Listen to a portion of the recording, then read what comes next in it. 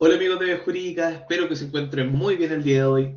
El día de hoy vamos a hablar sobre el tema que ganó la encuesta que hicimos en Instagram. Te invito a seguirnos en Instagram, en vez jurídica-tutoría, vamos a dejarlo en la descripción para que puedas elegir el tema de nuestro próximo video, ya que estamos realizando esta dinámica para que tú elijas el video que viene. El tema que ganó es el recurso de apelación, ¿ya? En este video vamos a tratar el recurso de apelación, que es un recurso penal.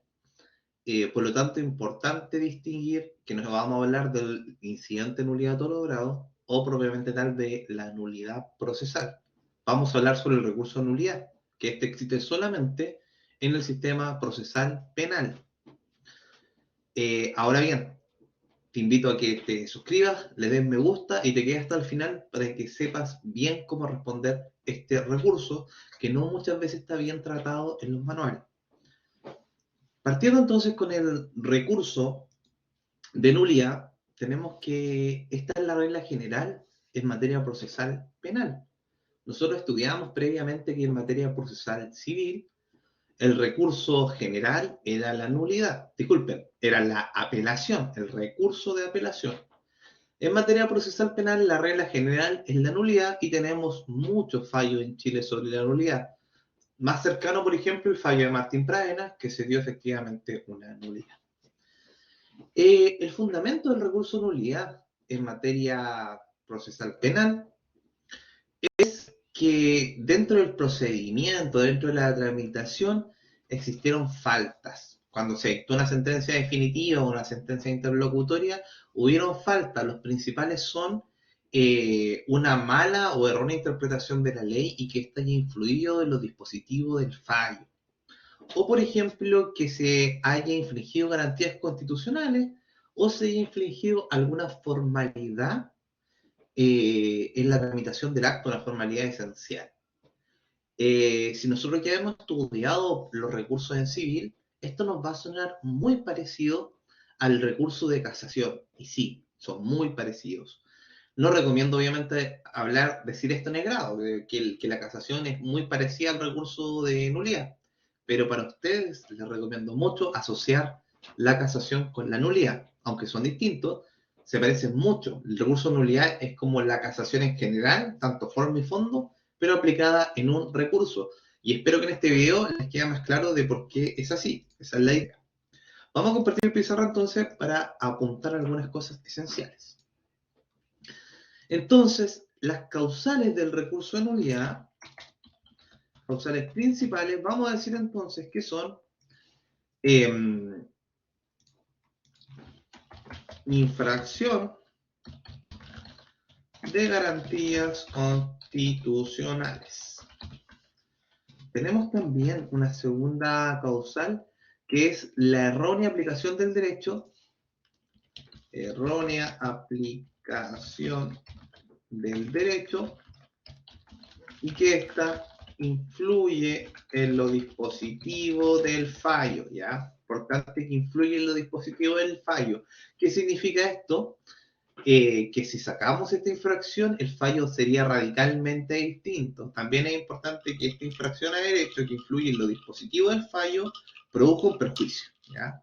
Requisito general de los recursos, el agravio. Bien, tenemos en el Código de Procedimiento Penal, tenemos motivos de nulidad absoluta, ¿ya? Que este artículo es súper importante cuando estamos estudiando este recurso. Y vamos a hablar del artículo 374 del Código de Procedimiento Penal. Este artículo nos va a enumerar casos en que nosotros vamos a caer en causal de nulidad absoluta, causales para poder utilizar este recurso. Y nos dice, por ejemplo, el número 1, en general, sentencias dictadas por tribunal incompetente o no integrado como exige la ley. Número 2 nos dice la inasistencia de algún interviniente sancionado con nulidad. Aquí recordemos que en procesal penal existe el principio de la inmediación, que los procedimientos tienen que estar todas las partes, si no, no se puede llevar a cabo. Entonces, en el número 2 estamos en este caso, de que, por ejemplo, faltó el defensor, faltó el Ministerio Público, por tanto, y aún así siguió el juicio, en este caso es un motivo de nulidad. También el número 3 nos dice que se le impide al defensor ejercer los derechos establecidos en la ley, o sea, poder establecer la defensa. Este es el caso de que, por ejemplo, al defensor nunca se le permitió ver la carpeta investigativa, por ejemplo, por lo tanto, obviamente no pudo ejercer defensa.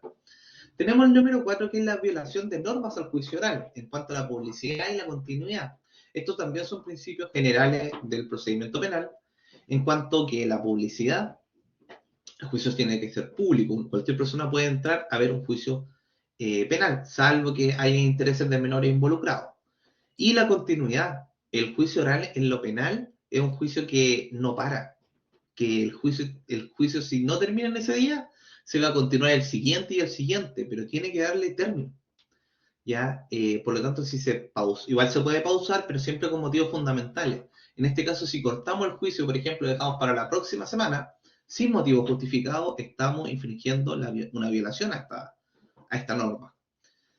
También tenemos la omisión de los requisitos que requieren la sentencia definitiva. Por lo tanto, es que nos falte la exposición de los hechos, las circunstancias legales, los fundamentos doctrinales y la calificación del delito. Tiene que estar fundado por el tribunal.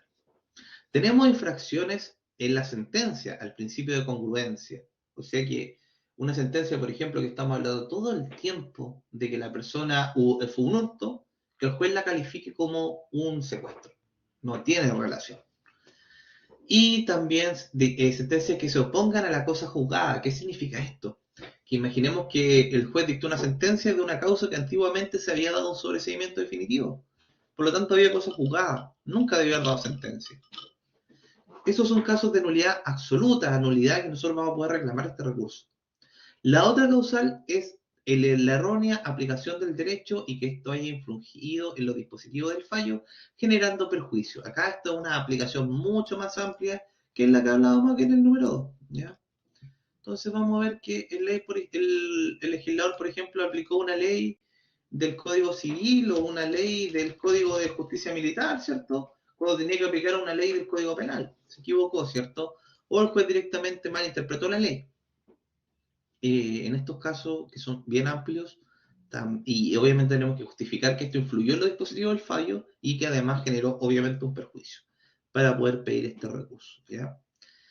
Eh, y obviamente cualquier infracción a una garantía constitucional. Por ejemplo, se tuvo a la persona en el arresto por más tiempo de lo que dice la ley. Se detuvo a la persona en un lugar que no era un recinto donde tenía que estar.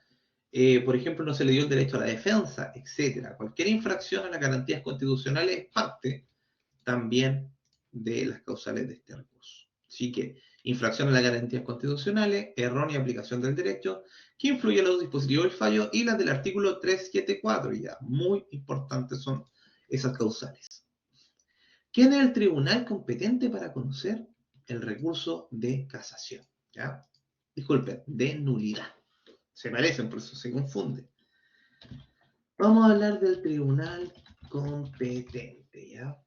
Aquí nosotros, al igual que en la casación, puede ser la Corte de Apelaciones, como también puede ser la Suprema, ¿ya? ¿En qué caso la Corte de Apelaciones, por ejemplo? La Corte de Apelaciones va a conocer este recurso en los casos que invoquemos alguna causal del 374. ¿Ya? Y en general, cuando haya una aplicación del derecho que influya sustancialmente en los dispositivos del fallo, y que deba conocerlo en este caso la Corte de Apelación. En cuanto a lo que es las causales que conoce la Suprema, va a conocer infracciones a las garantías constitucionales. ¿Ya? Cuando lo que estamos invocando es una infracción a una garantía constitucional, va a conocer la Suprema. Errónea aplicación del derecho, pero en este caso estamos hablando de un precepto, de una ley que se aplicó mal. Si hay múltiples causales, entre ellas, por ejemplo, tenemos una causal de garantía, una causal del 374, en este caso siempre va a primar la mayor, entonces va a conocer la Corte Suprema. ¿Ya? Esos son los tribunales competentes. Hablemos un poquito también de la formalidad de la interposición, o más bien la tramitación. ¿Ya? La tramitación de este recurso. Una vez seamos víctimas de alguna de estas causales, nosotros tenemos un plazo de 10 días para interponer el recurso ante el tribunal acuo, ¿ya? Que normalmente puede ser el juzgado oral en lo penal o podría ser el juzgado de garantía, ¿ya? Tenemos entonces acá 10 días. ¿Qué vamos a requerir antes de esto? Obviamente el plazo, pero además nos va a pedir algo que ya deberíamos conocer, que es en la preparación del recurso. Ya este recurso se prepara. En este caso, preparar el recurso significa haber interpuesto en todas las instancias, en todos los grados, los recursos o acciones necesarias para alegar el vicio que estoy tratando de reclamar antes. Se tiene preparado, obviamente, se tiene que justificar cómo se preparó el recurso.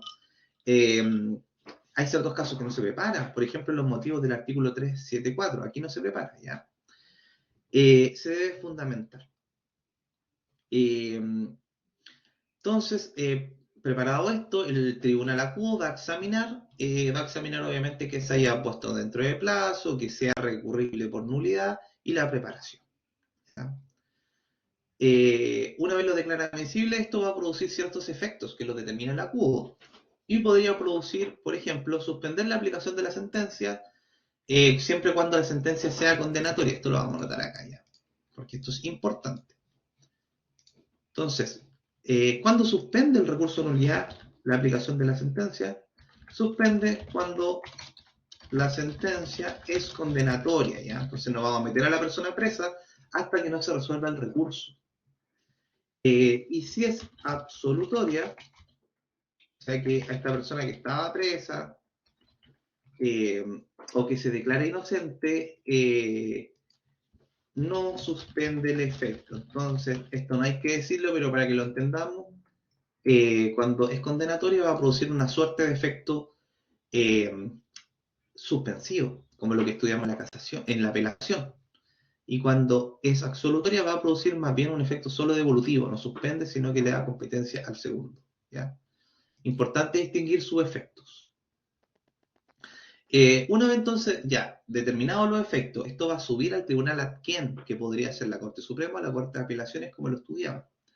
Recibido lo antecedente, la Corte emite una certificación en que desde esta certificación se abre un plazo de 5 días para que nos podamos adherir a este recurso de nulidad, por ejemplo, para que podamos incluir pruebas, por ejemplo. Terminado este plazo de 5 días, se debe hacer la vista del recurso, ¿ya? Aquí no existe un expediente, por lo tanto va a ser todo oral. Las partes tienen que ir sí o sí, las dos partes, para poder hacer sus alegatos de manera oral. Obviamente se va a hacer una relación, al igual que en la apelación, porque la Corte conoce sí, vista la causa. Los trámites de la vista de la causa, que si no los recuerdan, están en el video del recurso de apelación. Y terminado lo alegato, vamos a pasar a la sentencia, ¿ya? Lo normal es que la sentencia se dicte de inmediato, pero siempre hay un plazo que podría darse máximo 20 días. ¿Y cuándo va a ser esto? Cuando los magistrados no estén en acuerdo. ¿Ya? No hay acuerdo, puede tardarse máximo 20 días, aunque lo normal es que se dicte de inmediato. ¿Ya? El mismo día en la tarde se debería dictar la sentencia. Nosotros estudiamos en la casación que siempre se dicta una sentencia de reemplazo, ¿ya? ¿Qué es lo que pasa acá? Aquí en general no se dicta sentencia de reemplazo, porque aquí estamos hablando de una nulidad que anula todo el proceso, o sea, volvemos a hacer. Va a corresponder una sentencia de reemplazo cuando existe un error de derecho, ¿ya? Cuando hablamos de un error de derecho es que, por ejemplo, se calificó mal el delito. Por ejemplo, el juez interpretó que la ley decía que el delito eran 5 años, pero en realidad el delito correspondía a 2 años. Se calificó mal el delito. Por lo tanto, el juez va a dictar una sentencia de reemplazo corrigiendo este error. Bien. Y ahí terminamos entonces con nuestro recurso de nulidad. Muy resumido, lo específico para su grado, que es cuando se interpone, ante quién se interpone y cómo se tramita, ¿ya? Un recurso, obviamente, yo diría aquí lo más importante es con respecto a la tramitación, sus causales, los artículos que mencionamos, muy, muy importantes. Espero que este video le haya servido, que le haya gustado. Lo invito a compartirlo, a darle me gusta, que nos ayuda a crecer muchísimo. Y también van a quedar cordialmente invitados a nuestro Instagram y a nuestras redes sociales. Cualquier comentario lo estaremos leyendo aquí abajito. Que estén muy bien y muchas gracias por